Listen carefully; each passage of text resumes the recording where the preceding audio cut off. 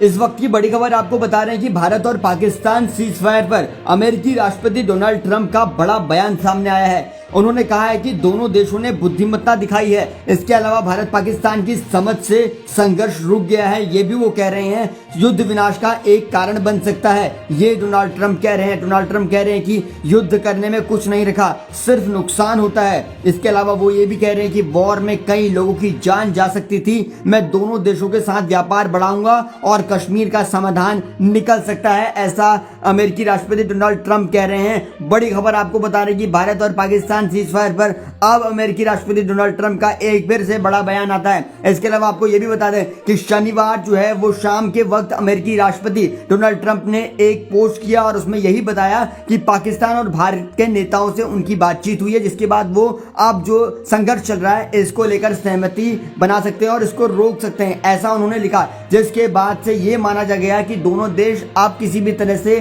संघर्ष नहीं करेंगे। लेकिन उसके 4 घंटे बाद ही पाकिस्तान ने सीजफायर का फिर से उल्लंघन कर दिया, लेकिन उसमें जवाबी कार्रवाई भारतीय सेना की तरफ से भी की गई थी। आपको ये बता दें, अब जो है अमेरिकी राष्ट्रपति डोनाल्ड ट्रंप का बड़ा बयान सामने आया है। वो कह रहे हैं कि दोनों देशों ने बुद्धिमानी दिखाई है। इसके अलावा पाकिस्तान की समझ से ये संघर्ष अब रुक गया है, युद्ध विनाश का एक कारण बन जाता है और मैं दोनों देशों के साथ व्यापार बढ़ाऊंगा, ये भी अब वो आश्वासन दे रहे हैं डोनाल्ड ट्रंप। कश्मीर का समाधान निकल सकता है। इसके अलावा आपको ये भी बता दें कि अब जो है भारत की तरफ से किसी भी तरह की कार्रवाई नहीं की जा रही है। इसी को लेकर अब विपक्ष भी हमलावर हो रहा है कि वो कैसे अमेरिका के यानी अमेरिकी राष्ट्रपति डोनाल्ड ट्रंप के आने पर मान गए।